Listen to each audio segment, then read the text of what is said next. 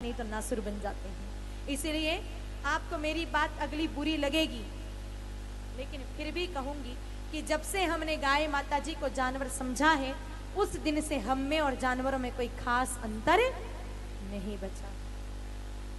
आप ही बताओ, आप अपन में और जानवरों में क्या अंतर है? What is different between animal and human? आपड़ा में ढांडा ढोर में कई फर्क है। जानवर को इंसान कैसे समझ सकते हैं? इंसान इंसान है, जानवर जानवर है। लेकिन ये जरूर कह सकते हैं कि जानवर जानवर है और इंसान भी आज जानवर बन गया। हम जो काम कर रहे हैं वो किसी न किसी रूप से कोई न कोई जानवर कर ही रहा। अगर आप 2 वक्त की रोटी जिम रहे हैं तो 2 वक्त की रोटी का जुगाड़ आपके गली मोहल्ले के कुत्ते भी कर लेते हैं। नागपुर का कोई भी ऐसा कुत्ता आपको नहीं मिलेगा जो भूख मरी या कुपोषण के कारण मर गया। अगर हम विचार करें कि हम बढ़िया नाचना जानते हैं तो परमात्मा ने मोर को हमसे ज्यादा सुंदर नाचना सिखाया। अगर हम विचार करें कि हम अच्छा गाना जानते हैं तो कोयल से ज़्यादा मीठी आवाज़ हमारी नहीं हो सकती। अगर हम लोग ये विचार करें कि हम बड़े बड़े मकान बना के रहते हैं, आपके नागपुर में चाहे कितने भी बड़े बंगले हैं और आप चाहे कितने भी बड़े मकान में रहते हैं, कारीगर की अगर थोड़ी बहुत मिस्टेक हो जाए तो आपके घर की छत टपक सकती है। लेकिन एक छोटी सी चिड़िया होती है ना, वो भी तिनका इकट्ठा करके अपना घोंसला बनाई देती है और उसकी छत तो मूसलाधार बारिश हो जाए तो भी टपक नहीं सकती। अगर आप लोग ये विचार करें कि हम बढ़िया बढ़िया कपड़े पहनना जानते हैं, कुछ लोग होते हैं ना दिन में 3 बार तो कपड़े बदलते हैं, सुबह अलग, दोपहर को अलग और शाम होते होते एक बार और कपड़े बदल जाते हैं। विचार करते हैं हम कि कपड़े बदलेंगे तो हमारे शरीर का डिजाइन बॉडी का रंग बदल जाएगा। अरे हम कपड़े बदलेंगे उसके बाद हमारे शरीर का डिजाइन बॉडी का रंग बदलेगा। लेकिन एक गिरगिट होता है, गिरगिट जानते हो? उस गिरगिट को कपड़े बदलने की भी जरूरत नहीं, दिन में 4 बार यूं ही अपने रंग को बदलने की कैपेसिटी वो रखता है। अगर हम लोग ये विचार करें कि हम लोग महंगा महंगा बढ़िया बढ़िया भोजन करना जानते हैं, हम कितना महंगा भोजन कर सकते हैं? आप किसी 5 स्टार होटल में भी चले जाओ, 5,000, 10,000, 15, 20, 25,000, 50,000 का बिल बन जाएगा। ज़्यादा से ज़्यादा 1 लाख खर्च हो जाएंगे। इससे ज़्यादा तो आपका बिल एक दिन का बनने वाला नहीं है। लेकिन मान सरोवर का जो राजहंस होता है, दिन में 10 मोती चुकता है। अगर एक मोती की कीमत 1 लाख भी आकी जाए तो दिन में 10 लाख रुपए का तो भोजन ही कर लेता है। उसकी होड़ जीवन में हम कभी भी नहीं कर पाएंगे। अगर हम लोग ये विचार करें कि हम बढ़िया ना धोकर टिप टॉप बाबूजी की तरह, मैडम जी की तरह बन ठन के रहना जानते हैं, तो ये भी कोई बहुत बड़ी बात नहीं है। आप लोगों ने गांव में जाकर के देखा होगा तो गांव की भैंसें तो जहाँ पानी देखती है वहीं बैठ जाती है, दिन में 4 बार वो भी नहा लेती है। अगर हम ये विचार करें कि हम अपने बच्चों को अच्छे से पढ़ाना जानते हैं तो आपके नागपुर में कुत्तों के भी ट्रेनिंग सेंटर होंगे, लोग अपने कुत्तों को भी ट्रेनिंग पर स्कूल में भेजते हैं। अगर हम लोग ये विचार करें कि हम लोग अन्न धन संग्रह करना जानते हैं तो माताओं ये भी बड़ी बात नहीं, क्योंकि एक छोटी सी मधुमक्खी भी अपने शहद के छत्ते को हमेशा भरा हुआ रखती है।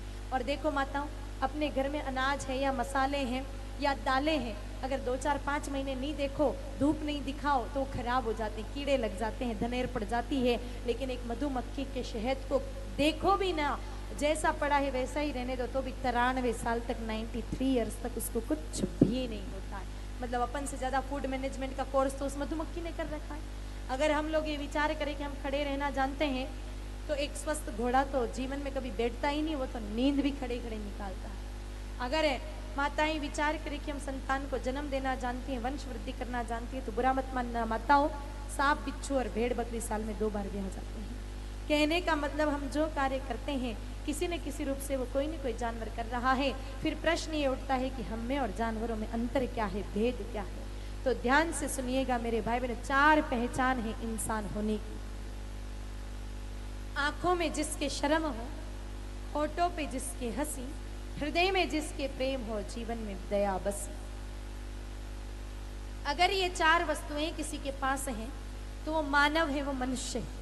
और 4 में से एक भी कम है तो फिर तुलसीदास जी महाराज बहुत सुंदर बात कहते हैं कि सो नर पशु बिना पूंछ समाना, वो इंसान बिना पूंछ के जानवर के समान ही समझा जाएगा। अब इन 4 चीजों की बात करें, दया, शर्म, प्रेम और मुस्कुराहट। बोलो आज कुछ भी बचा क्या? न दया रही, न शर्म रही, न प्रेम रहा, न मुस्कुराहट रही। चलो इन 4 में से ढूंढ के देख ले, अगर अपने नागपुर में 4 में से एक भी मिल जाए। सबसे पहले बात करें शर्म की। शर्म के मामले में हमारा हिंदुस्तान सिरमौर हुआ करता था। जितनी शर्म हमारे भारत में पाई जाती थी उतनी शर्म दुनिया के किसी भी कोने में नहीं पाई जाती थी। बड़े शर्मीले लोग हमारे हिंदुस्तान में रहते थे, लेकिन आज धीरे धीरे पूरी तरह से शर्म खत्म हो चुकी है। कैसे? आज से 25 साल पहले की अगर बात करें तो मेरी सारी माताओं के घूंघट पल्लू सिर पर ऊपर हुआ करते थे। अब हालत देख लो, कंधे पे आ गए हैं और थोड़े दिनों में और पता नहीं कहीं चले जाएंगे। क्यों? क्योंकि शर्म नहीं बची।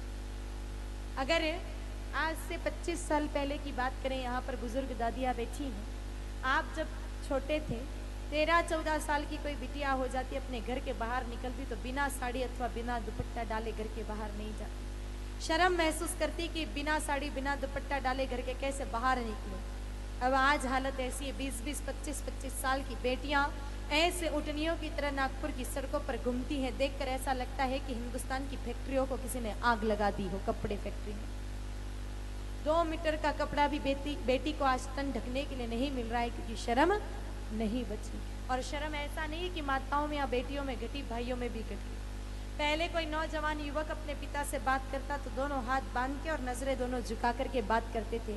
कभी हिम्मत नहीं होती थी कि अपने पिता से बात कर ले। लेकिन आज मेरे भाई बहनों हालत ऐसी है, आजकल जब बच्चे बात करते हैं पिता से चुटकी बजाकर आंखें निकाल करके बात करते हैं, क्योंकि शर्म नहीं बची। आज से 25 साल पहले अगर कोई नौजवान युवक पिता बन जाता, बाप बन जाता, तो राजस्थान में तो होता था, बाकी का मुझे पता नहीं, आप सुन के मुझे बताना कि आपके यहाँ होता था कि नहीं होता। पहले कोई पिता जब बन जाता नौजवान, तो जब तक उसका बच्चा 2-2.5 बरस का नहीं होता, कभी उसको गोद में उठा करके अपने चाचा ताऊ के सामने नहीं ले जाता था। विचार करता था कि मेरे ही बच्चे को कैसे अपने में चाचा बाबा के सामने, काका बाबा के सामने या चाचा ताऊ के सामने ले जाऊं। बोलो ऐसा होता था कि नहीं होता था? होता था। गुजरात में भी ऐसा होता था, महाराष्ट्र में भी ऐसा होता था। लेकिन आज हालत ऐसी है कि हॉस्पिटल में डिलीवरी हो, बच्चे का नावन भी नहीं हो, यानी कि सूरज पूजन भी नहीं हो, कुआं पूजन भी नहीं हो, बच्चा ठीक से सूखा भी नहीं, और एक बार तो होते ही तुरंत गोद में उठा करके सेल्फी खींच करके पूरे व्हाट्सएप फेसबुक ग्रुप पे डाल देगा, और एक बार तो गोद में उठा करके पूरे कॉलोनी का चक्कर लगा के आ जाएगा कि देख भाया मूवी पापो बन गयो। क्योंकि शर्म नहीं रही। शर्म हमारे संस्कृति का आधार स्तंभ था, लेकिन वो शर्म नहीं बची। फिर बात करें मेरे भाई बहनों प्रेम की, तो प्रेम भी कहाँ बचा। पहले एक दादाजी के 4 बेटे, 4 की पत्नियां, फिर 4 के बच्चे, कुल मिलाकर 28-30 लोग एक छत के नीचे रहकर एक चूल्हे की बनी रोटी खाते थे। पर कभी भाई भाई में या देरानी जेठानी में तू मैं होते हुआ नहीं सुना था। अब आज हालत ऐसी है कि बेटा तो है एक और चूल्हे जल रहे हैं 2। बेचारे दादा दादी अलग ही चूल्हे में फूंक मार रहे हैं और उधर बेटा वो अलग ही लाइटर का बटन दबा रहे हैं। भाई भाई तो छोड़ो, पिता पुत्र भी आज एक छत के नीचे रह करके एक चूल्हे की बनी रोटी नहीं खा सकते। और पिता पुत्र की कहाँ बात करें, आजकल तो पति पत्नी न्यारी न्यारी रोटी बनावे के थू था के और मुंह माँ के। पति पत्नी भी अलग अलग रोटी बनाते हैं कि आप आपके जानो मैं मेरे जानो। अब पति पत्नी में प्रेम नहीं रहा तो और कौन से प्रेम की बात करें।